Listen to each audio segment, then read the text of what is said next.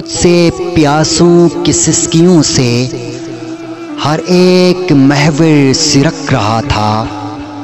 फलक की आंखें उबल रही थी, ज़मीन करबल तड़प रही थी और अपनी किस्मत के सुर्ख माथे पे हाथ रखकर सितम के मंजर तराशती थी।